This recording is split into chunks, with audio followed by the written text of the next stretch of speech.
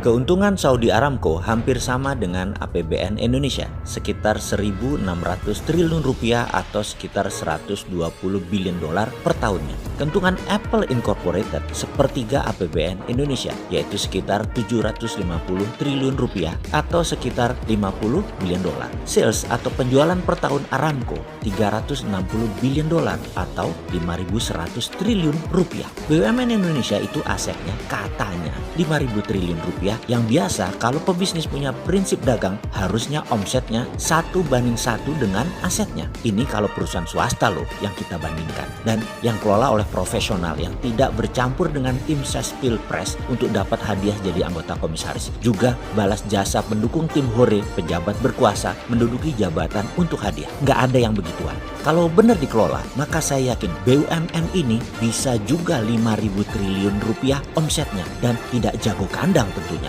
merambah ke luar negeri. Saat ini cara pengelolaan BUMN ini agak lucu. Masa BUMN lihat rakyat Indonesia sebagai pasar? Ya geblek aja kalau begitu. Rakyat Indonesia itu aset, bos. Yang namanya pasar itu di luar negeri. Bisa nggak mikirnya kayak gitu? Bisa nggak mindsetnya seperti itu? Rakyat aset, bukan market. Jangan menjual produk BUMN ke rakyat dengan harga mahal. Jangan paksa rakyat dengan produk BUMN yang tidak ada pilihan. Jangan buat rakyat bergantung kepada BUMN. Jangan buat BUMN ambil sisi hulu yang membuat UKM ditekan atau tertekan di sisi hilir. Buat apa ada BUMN kalau kayak begitu? Inilah salah kaprahnya pengelola BUMN di bawah kementerian yang sangat manja dengan regulasi-regulasi yang melindungi mereka dan dana APBN. Sudah kayak begitu, nggak bisa 1:1 lagi asetnya dengan salesnya. Apa itu maksudnya 1:1? Ini harus diterangkan karena mungkin sahabat sudah tahu, tapi buzzer nggak paham. Ini yang harus dijelaskan biar buzzernya pinter sedikit, komennya jadi bermutu. Sederhananya begini, kalau kita pebisnis, aset kita yaitu modal plus alat usaha dan lain sebagainya, katakanlah 500 juta. Kita punya penggilingan padi. Setiap hari menerima jasa giling dan dalam 1 tahun omset kita 500 juta. Profit kita bersih 20% atau sekitar 100 juta rupiah. Itu adalah nilai wajar biasa dan itu bisnis seperti biasa. Kalau bisnis bagus, itu sewaktu pengelolaan harus masuk rumus 1, 2, 3. Masuk 1 katakanlah 1 miliar, tahun kedua harus jadi 3 miliar. Yang naik 3 kali lipat itu biasanya 1 asetnya, 2 penjualannya, atau profitnya. Yang terbaik adalah omsetnya 3 kali naik dari asetnya, modal dalam hal ini. Itulah bisnis bagus yang masuk dalam rumus 1,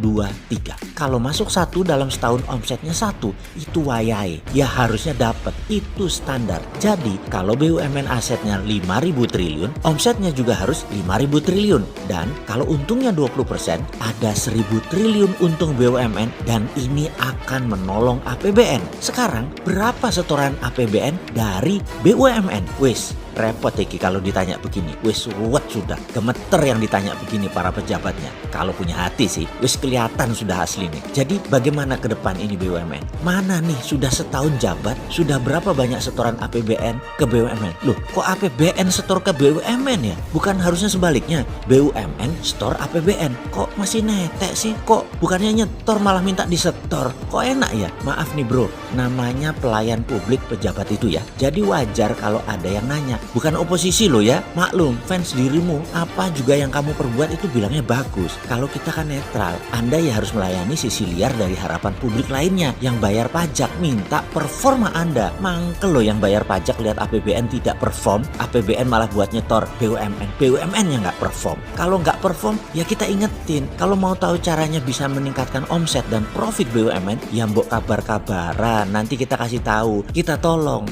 Tapi tutup dulu 500 BUMN anak dan cucunya dulu. Nanti enak deh kita ngomong. Menutup itu bikin efisien biaya loh bos. Walau tim hore yang nggak bisa kerja banyak kecewa.